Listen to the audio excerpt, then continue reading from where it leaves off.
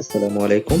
আমরা আজকে এসেছি হাংরি রোস্টারে। হাংরি রোস্টার মিরপুরে 11:30 তে নতুন ওপেন হওয়া একটি রেস্টুরেন্ট। মূলত এই রেস্টুরেন্ট চিকেন ফ্রাই এর জন্য বিখ্যাত।